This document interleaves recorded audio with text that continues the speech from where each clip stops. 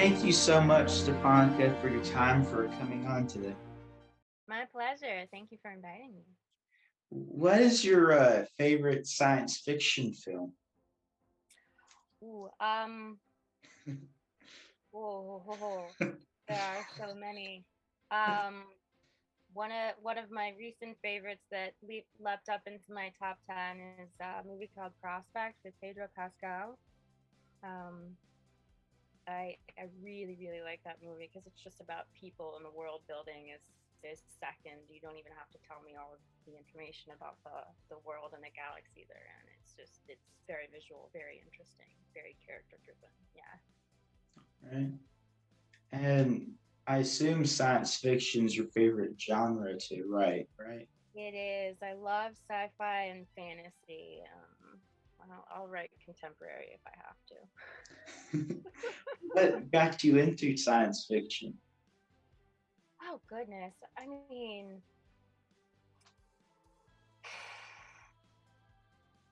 if I have to take it way back, probably a childhood full of video gaming. Um, some of my favorite video games as a kid was like Legend of Zelda, Final Fantasy kind of stuff. And just it always just seems so. It's escapist, but also like a playground for hey, if we don't clean up our act, like this is what our future could be, and that sucks. Yeah. Oh, I was listening to you talking about Zelda on your YouTube channel. Mhm. Have you ever thought about starting a YouTube channel where you just review video games? Oh man, maybe 10 years ago I could have done that. Um, anymore, well, I just don't have the time, and it's really sad. I think the only games I really am able to kind of like make time for are those two series. Like as soon as the new Zelda's out, as soon as the new Final Fantasy's out, I'm on it. I'm all over it. What has been your favorite project you have worked on up to now? um, I've just okay, yeah. I think one of my favorites so far because I work mainly as a production designer and set decorator. Um, One of my favorites so far has been this short film called The German King. Um, uh, my friend Ade McCormack, who you might know from Lost in Castlevania, I met him on another project, but he did this short film uh, about this Cambodian, oh god, right, Cambodian king, like back in the 1940s. I'm sorry, Ade. Um, and so it was just it was based on a true story, and that Cambodian king, resisting the Kaiser and all that good stuff. But Oh, yeah, that was a really fun, different project to do, and it was a really great weekend. what was what was so great about it? Like what about the experience was out to you? Um, the story that they wrote for that piece was just so captivating. Being based on a true story, um, a real life superhero. I mean, Black Panther was great and all, but you get this true to life hero, um, and there's something magical about that experience of like telling somebody's true life story. Um, on a sort of low budget and doing the best that you can, Yeah. and seeing the final product, it was so beautiful. What is a lesson you have learned in the process of writing Regenes? I mean, I guess really writing anything, it's just um I guess believe in it. I think for a while it was I was a little turned off from film festivals because a lot of my past ones just didn't really like seem to go anywhere. My past short films, um, and so either I just didn't understand the film circuit back then, and which ones to kind of go for, or whether my material just wasn't up to snuff, or a variety of things. Yeah. So I kind of got a little disheartened um, back then, and so it's always like, you're being judged whenever you put something out there, but really it's just believing in the project, and I absolutely I can't believe that it's doing so well. I think so far I've submitted to like 39 festivals, I think is the cutoff I had, and it's been selected, and I want to say 15 or 16. I think it has like a 75% selection rate at this point, and I wow, it's just really been um, really cool to see that it's been kind of hitting with some other folks. So just really believing in that in your writing and in your project. What how did you come up with the idea behind Regenesis? So I got really antsy during COVID. As I think we all were, I was very creatively trapped. We were playing board games a lot. Luckily, I'm in a household of like three, four, five people. So there was a bunch of us just holed up playing board games, for months on end. And so uh, the landscape of filmmaking has changed since then, and even back then, I think we all realized that like it's going to be different for a while. And as you know, uh, films started getting back in development and into production, there's only so many safety precautions that um, the actors can have, because at some point they have to take off their mask. And so it kind of the idea behind Miranda, one of the two leads in it, she is um, sealed in this hard suit and can't take it off, um, because she has like this incurable, very contagious disease.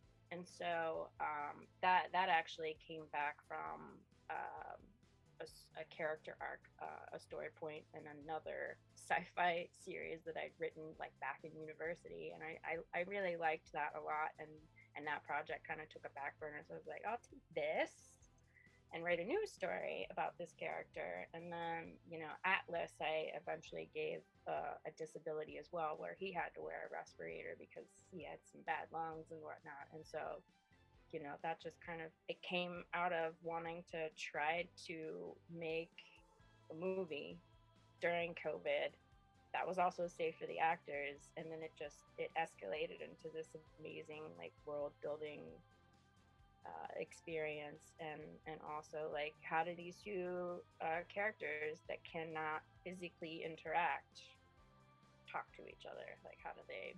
It was a really interesting exercise, and then seeing where it went was so beautiful. What was the most challenging part of writing it?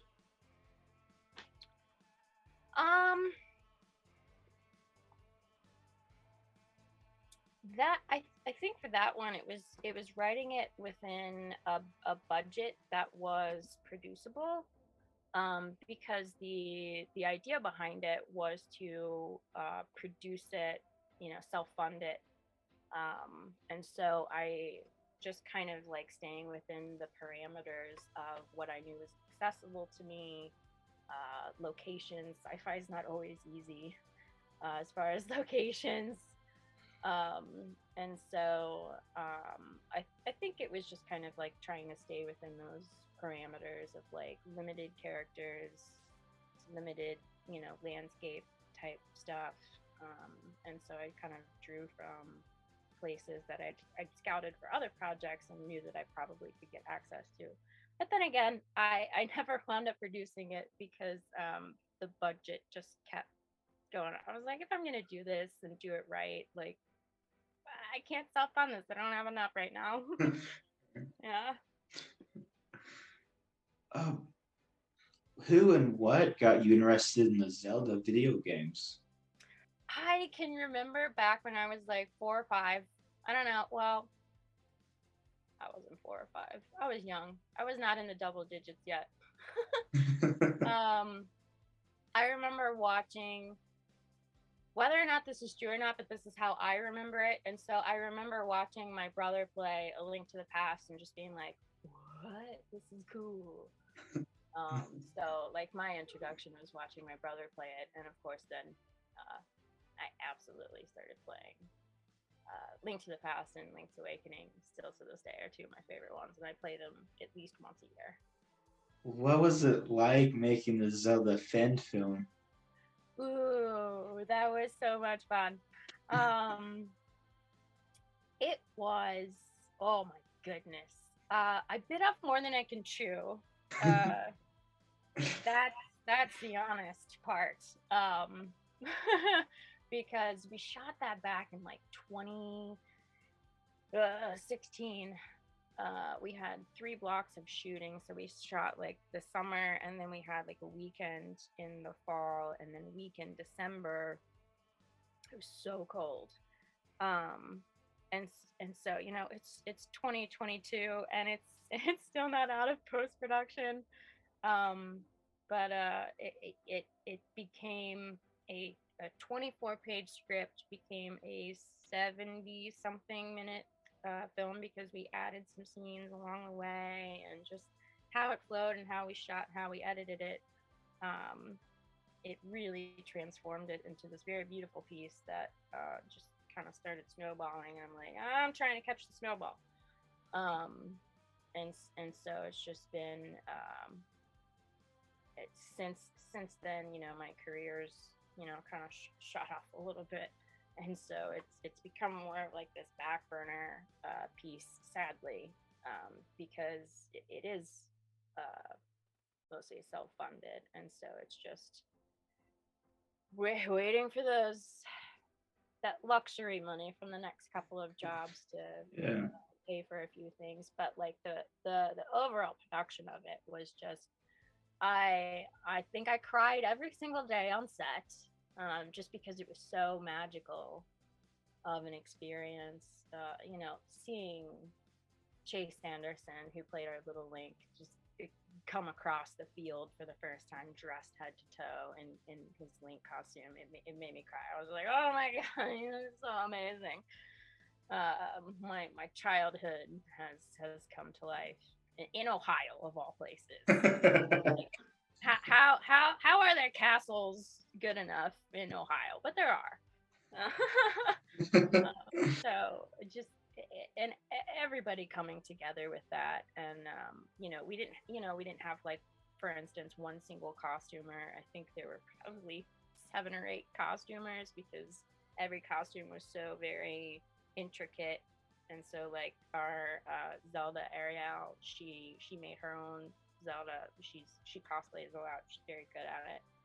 Um, and like we had some Renaissance Festival people, and they came in, and just it was absolutely amazing. Shooting at the Renaissance Festival in the winter and seeing the it covered in snow was, oh, I think I cried as well. I hear different filmmakers have like excuses or reasons why they can't get a film or start shooting on something, which it takes a lot of work. But how were you able to convince people on a self-funding project to do Zelda? I mean, luckily enough, I know uh, I've come to know so many amazing people along my journey in filmmaking, and so the amazing part of it was that um, like this concept film wasn't made by, you know, just your generic group of fans. It was made by fans of the games who are also filmmakers and have experience with this, that, or the other department. Um, and um, you know, somehow everybody just really liked the script. Awesome. Did you write um, it yourself? I did. I wrote it. It's based on the defeated hero timeline from Ocarina, so it's That's pretty. hopefully it's uplifting, but it's also tragic if you know your Zelda timeline. So, So, and you're still haven't finished it getting shot yet. yeah, production on that has wrapped, so we're done shooting. And it's 98% picture locked. Only because there's some stock footage that I've had my eye on, and I want to purchase some stock footage. Is a little pricey Okay. to increase that production quality. And I'm only gonna do this once, so I'm gonna do it right. Sadly, it just means it's gonna take a little longer than I anticipated. If you ever had a like game wealthy, would you want to redo it and like try to do like Lord of the Rings version of like Zelda or um, that'd be pretty cool. Not gonna lie. I think that'd be a great way to spend a lot of money.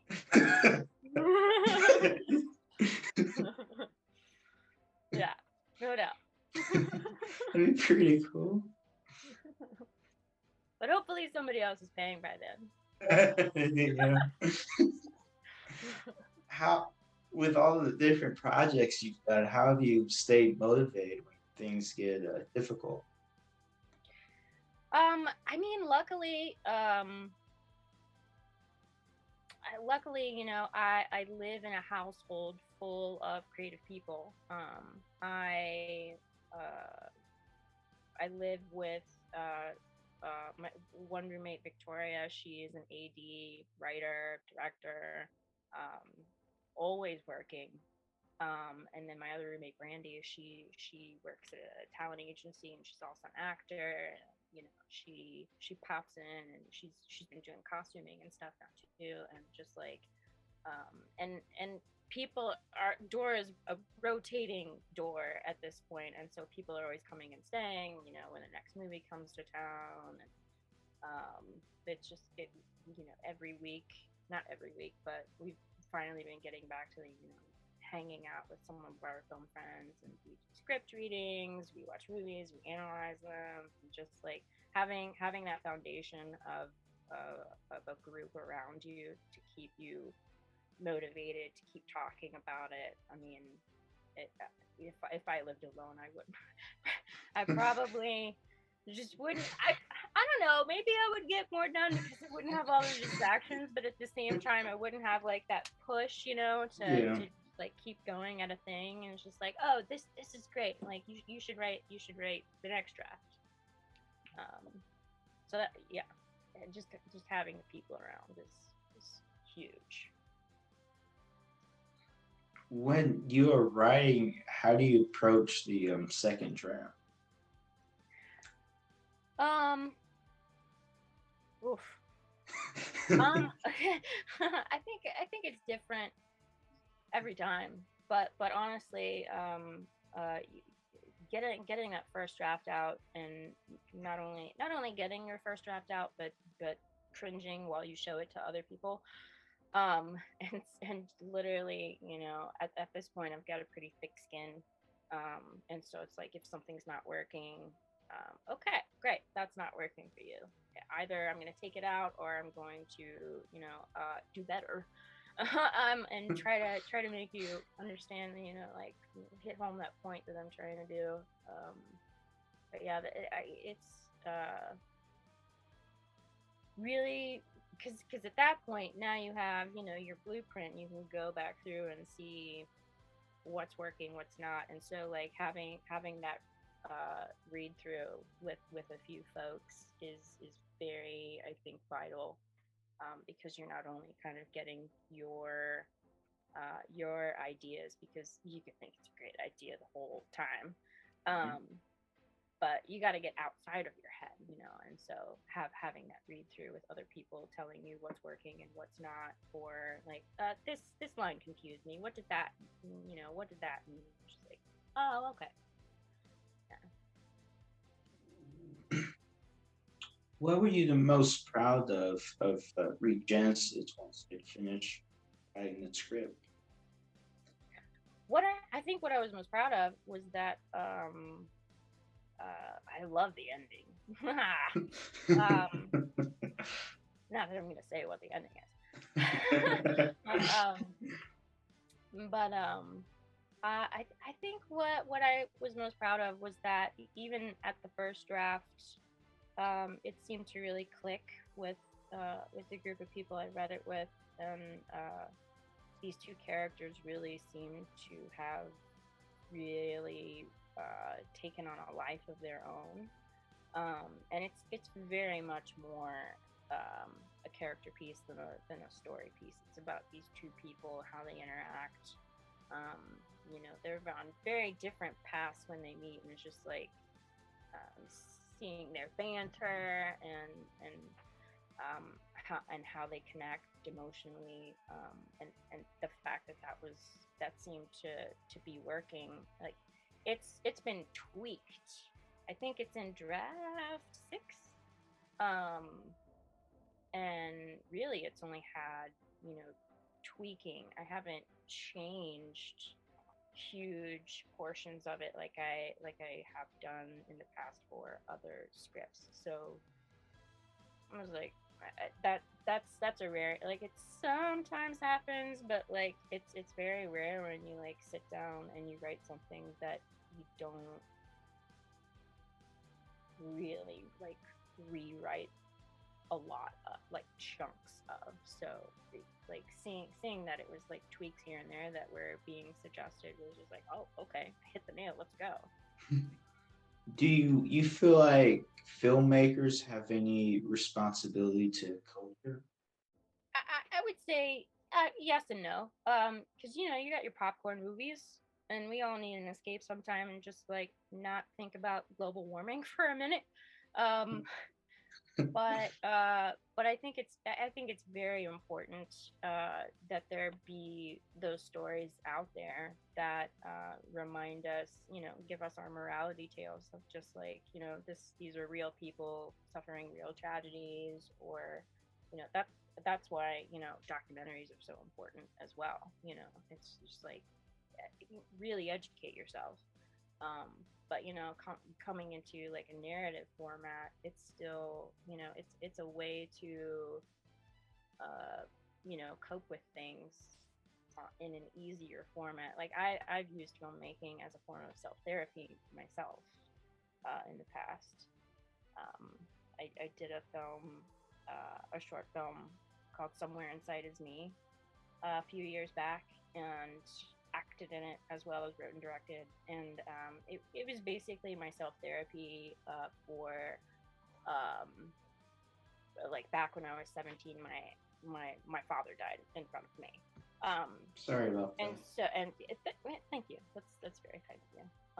But yeah, like, it took me a long time to kind of like, he died on my birthday, you know, and so like, just like this trauma that's just like, every year, comes around and whatnot. And so I'm just like, screw this, I'm taking back my birthday, I'm gonna like sit down, I'm gonna write this thing, I'm gonna get out all my emotions.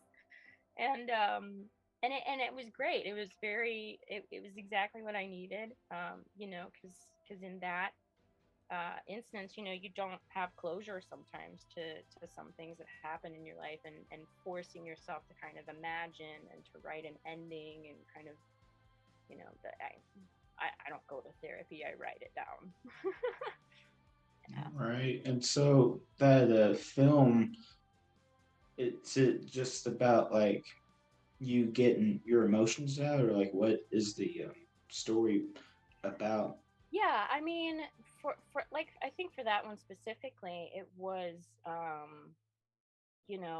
place to get your emotions out there and kind of vent a little, but then also you're using it in a format where you need a beginning, middle, and end. You need crafting it into an actual storyline. Um, is the difficult part. So it's like, how do you take these traumas and transform them into art? And then I think it's also ultimately about, like, I can't be the only one who's feeling this way and going through this thing. So it's also like, hey, I feel this way, you person out there, even if it's one person who feels the exact same way, because like my father and I didn't get along, and so there were very weird emotions, when he died. So it's just like, there's bound to be somebody else out there going through this thing and not knowing how to cope with this weird emotion trauma that they're going through. So it's like, hey, you're not alone, kind of a thing. And it turned out so beautiful. We had a very small crew doing that, and everybody was just so on board with it, and so that was truly great. I got to work with Cosette Payne again, this amazing child actor that I had worked with on the Zelda film, and oh, she's just so great. I can't wait to see everything, just everything that she does. That's really wonderful.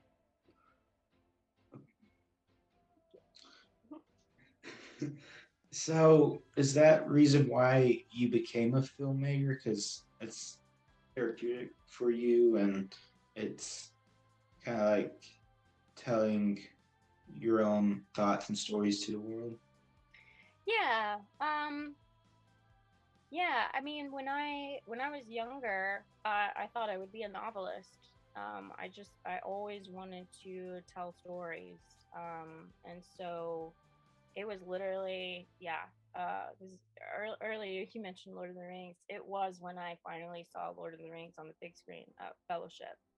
My mind was blown. I was 2001, so I was 12, 13, somewhere around there. I don't remember. It was a minute ago. It was like 20 years ago. What? I can say that about a thing. It was 20 years. Oh my gosh. Okay. Sometimes I have those moments where I was like, yeah, like I broke my arm 20 years ago. Oh crap. I can say that. Decades. It's been decades. Anyway, um, yeah, it was Fellowship of the Ring. I remember watching, and I was, yeah, my mind was blown. I was just like, all these stories, all these fantasies and whatnot. Like, I can literally like take all these images of these places, and because I'm just like sketching these places and characters, on a notepad and stuff, and writing them in novel form, and then I was just like, I was opened up to this whole new way of telling my stories, and I was like, I can do that. I can do that right there. And that was pretty cool. And so I've been aiming toward writing and directing ever since. Thanks, Peter Jackson, and Walsh, Freya Walsh, Fran Walsh, the other writer. There was another writer. I swear there was. I'm so as, sorry. I'm so as sorry, long people.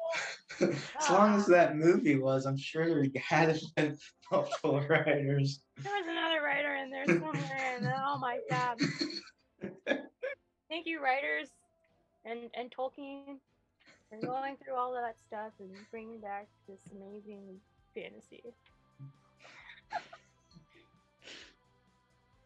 Oh, did you write a book, or I was thinking you Um, wrote a book. I, I,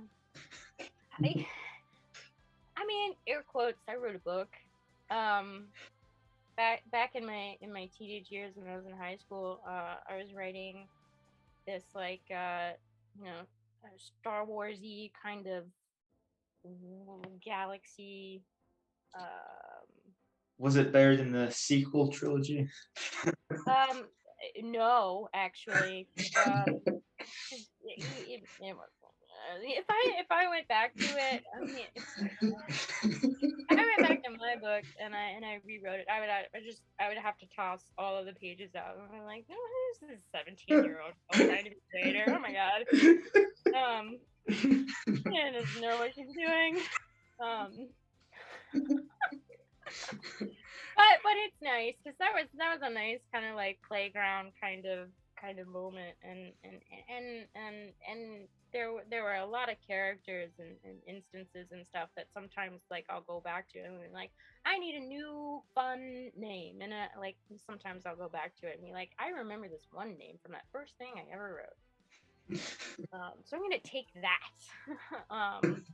Yeah, no, I've often thought about like going back to that book and just kind of like giving it a huge overhaul. But and there are a couple fantasy books that I had like outlined and stuff way back when. Um, and there's one that I still sometimes go back and I tinker on. So yeah, I'm trying to write a fantasy series. Um, but there's so many things. There's only so much time. Um, so it's just like at some point I'm gonna get all of the things done. We'll see. But they're there. So when I die, it's just gonna be like I give my password to somebody and be like, just go on there. There's a gold mine. Just like take whatever you want. I don't have time. Make it famous. I don't have time. Start selling some of this stuff.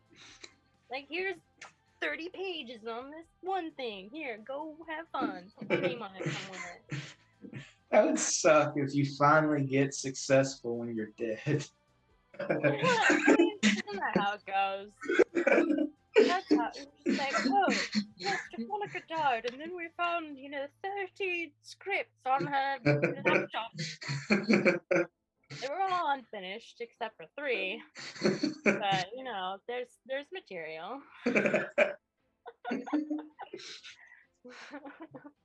I just like I have so many notes like on my phone where I've come up with like a line or a phrase, or I hear somebody like tell a joke and I'm just like, did you just come up with that? Yeah. Oh, okay, I'm stealing that.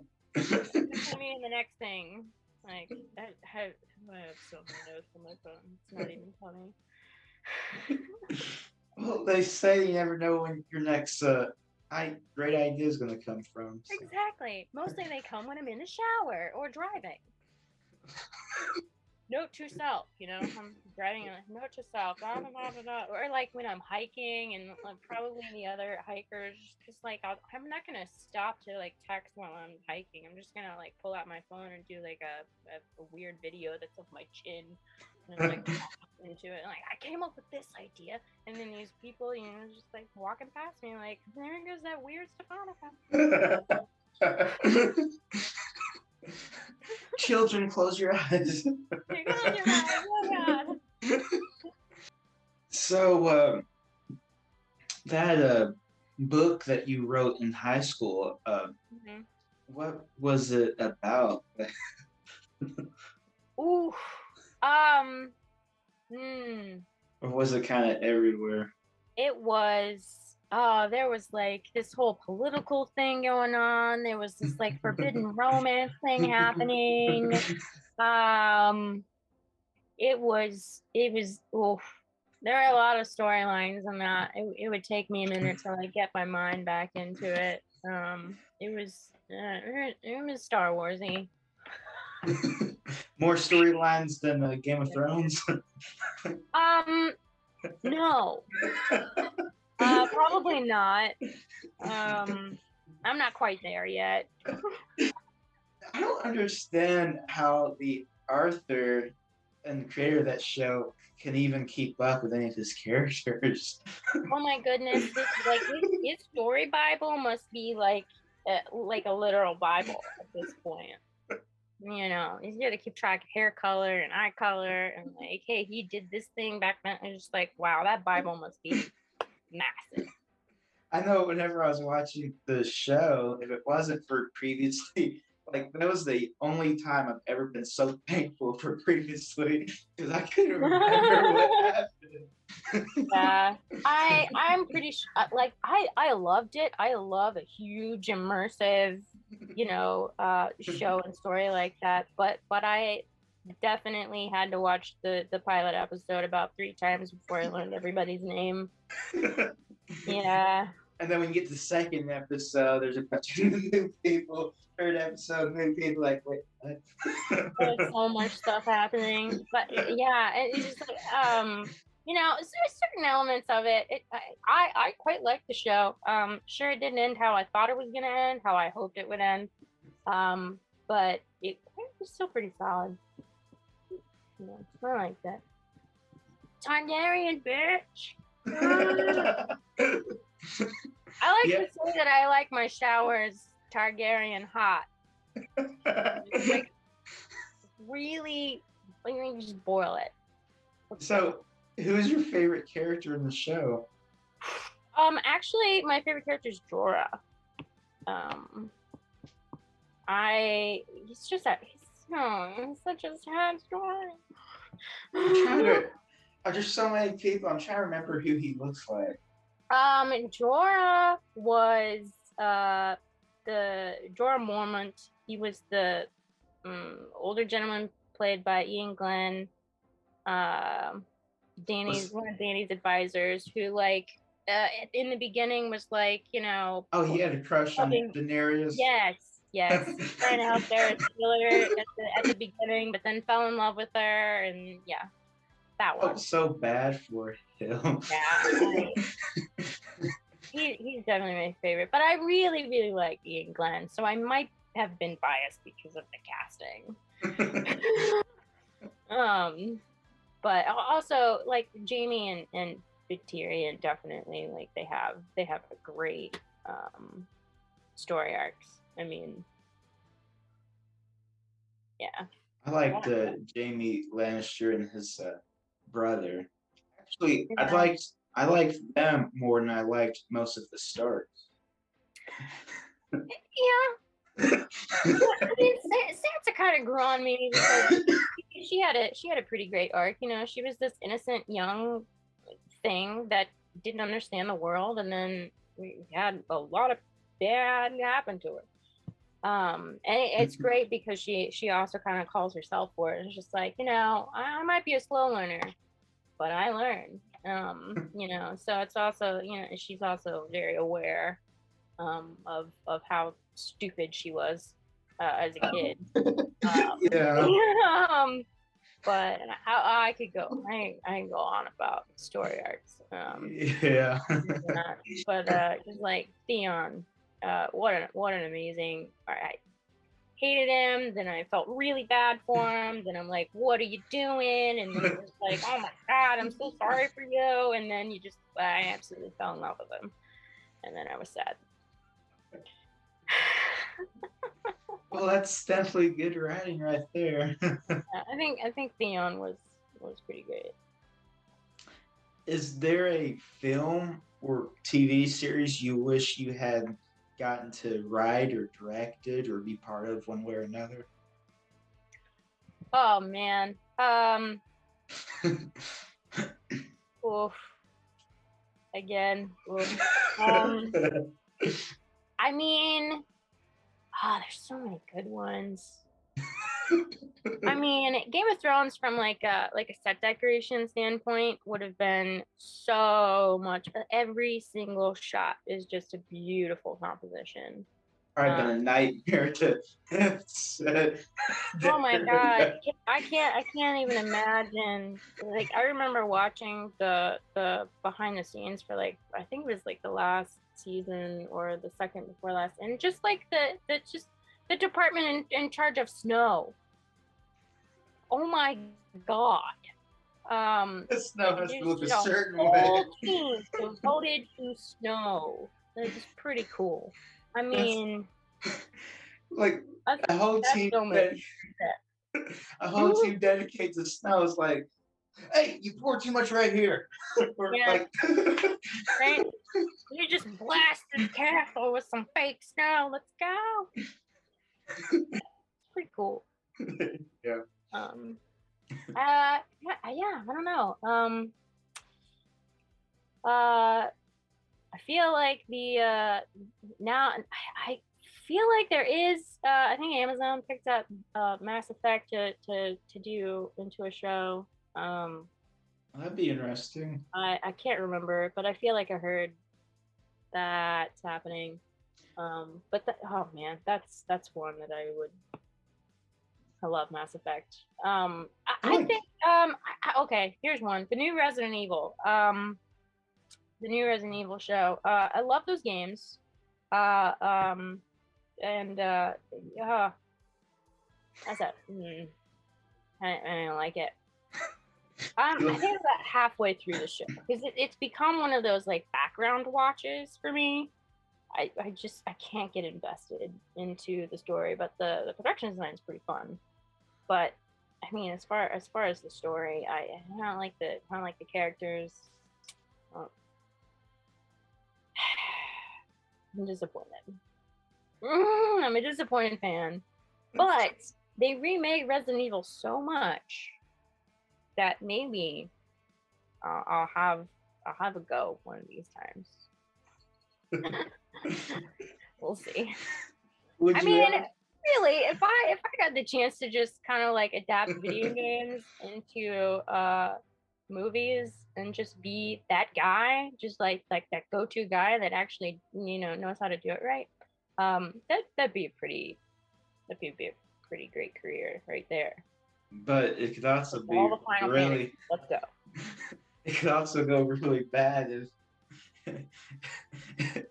because everyone's gonna have different expectations, just like with books, and then it's like, oh Yeah. crap. Oh, absolutely. And just like, excuse me, but I would definitely only do it for the ones that I'm really into. I guess otherwise, because it's just like I got all the history, like with stuff like Zelda or Final Fantasy or Resident Evil, Mass Effect, and it's just like I got the decades long memory of growing up playing those games.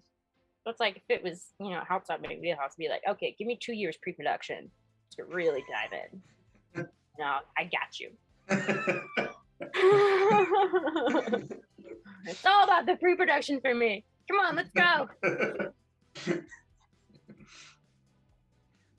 Have you ever thought it'd be cool to make a video game? I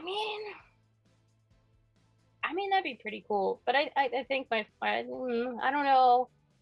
I definitely don't have the skill set for that. But it'd be pretty cool to be involved. Like if I get to work with Square Enix and do a voiceover for Final Fantasy character, and be like, all right, I'm ready to just like die. That's cool. I can end now. I'm fine. So you I think mean that'd all be. right, dying within the first 5 minutes of the game? I'm good. Let's go. Oh my god, just get me in there. Super fan over here. Don't you at least want to have an epic death?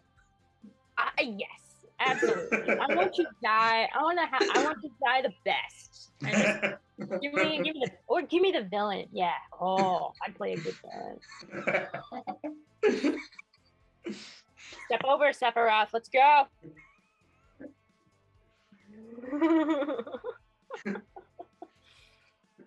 How do you go about starting to write? I mean, I think usually I start with characters. And so I get these ideas for characters, kind of built up over time, and then I'm like, oh, that's interesting, and then like, what kind of obstacle? What's their story? What do they want? What's in their way? And what other characters from my vast repertoire of back burner things, like what can I pull out, and what marries together well. So yeah, I think it's just a word vomit of character histories and stuff that I've built up over time.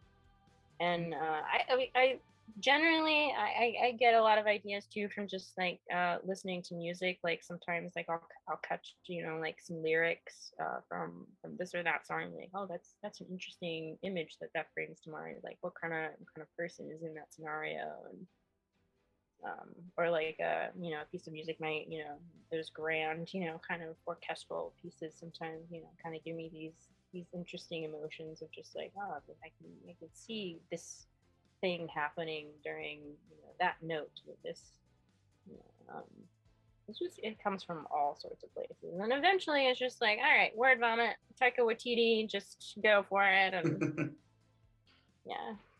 That must take a lot of self-discipline because, like, anytime I try to write, constantly trying to map everything out before I even know what I want to write Yeah. about.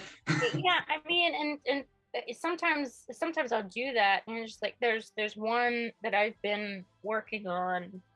Excuse me. There's one story that I've been working on since like '06. Um, and I finally, I think since last year, because it went through the process of like, how many pages do I need to tell the story? Like, what is this story?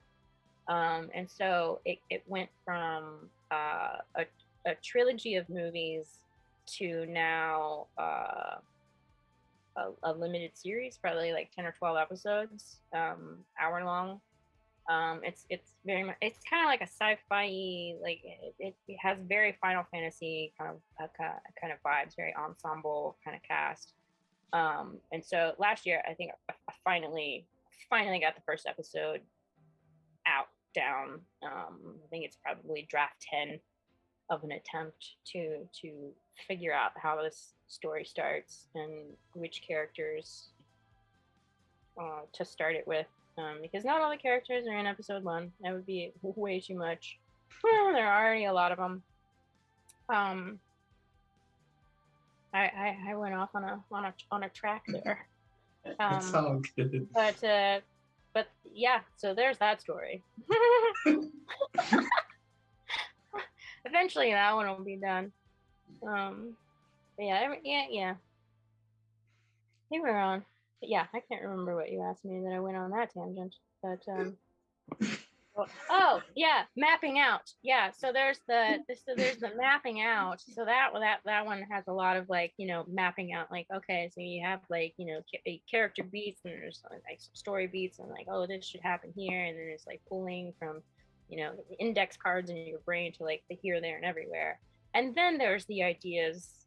Uh, so yeah, that one is very like, I'm being very meticulous about, you know, sometimes, but sometimes like two characters will start talking in my head. Um, and so like, I'm gonna write this down. I'm gonna write what you're saying to each other down on this thing. You know, I'll have like a 3-page scene, and it's like, I don't know where it goes, but I have this, you know, beat that happens. And then there's other stories that it's just like, okay, I'm gonna put this person in a room, I'm gonna put this person in a room, and we're gonna talk about this, and I'm just gonna see where it goes. And sometimes it works, sometimes it doesn't. You know, I might get like, you know, a half a page of good, you know, malleable dialogue out of 5 pages. But I tinker with various different techniques of just getting words on page. That's all it's about, so that you can rewrite those terrible words into good words. Have you ever heard of an app called the Most Dangerous Writing app? No. Please tell Oh, me about the most dangerous writing. so the guy I was interviewing yesterday was suggesting that I start free, or yesterday or the day before. I can't keep my days together. Anyway, he was telling me about this app called the Most Dangerous Writing app, and you select like a time limit: 5 minutes, 10 minutes, 15 minutes, Mm-hmm. and you have to write. If you stop for more than 5 seconds, everything you've written up to that point is lost. So Whoa. you have to write and not stop. So I've been trying to test it out a little bit and practice on it. Maybe that'll help me get more self-efficient. Ah, that sounds so I think I'd have so much anxiety that I wouldn't be able to do anything. Just be like, well, in the end, it's pointless because I need to stop and take a drink and. Just do 5. Yeah, I don't think that would work for me. Let me know how that goes. Okay. Jesus.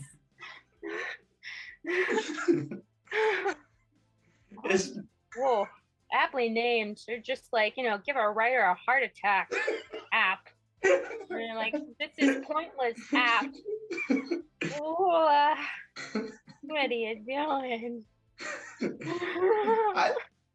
I did like one writing for like 5 minutes, where I just was writing like Samuel Jackson's agent was trying to call me. That's so fun. Just the most unrealistic thing ever. That'd be really scary though, if like you write that and your phone actually does go off. You're like, wait. Oh, that's fantastic. Is there anything you would like to say or talk about that I didn't ask? Oh man, we covered so much that I don't even know. You got my brain firing on all sorts of cylinders. I'm just like, oh man, now I kind of want to go play Final Fantasy. But no, I have a job in 2 hours. What job do you have? Okay, I like to joke that it's my first hand job. It's a hand modeling thing. I don't even know. I'm hand modeling.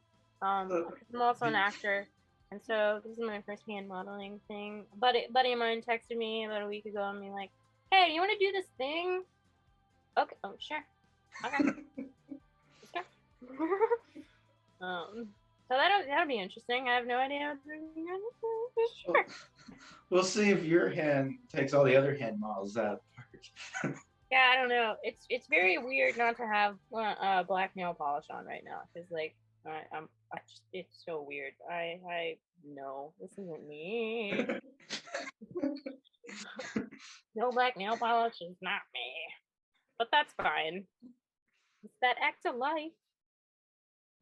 Where can people go to learn more about you and stay updated with you?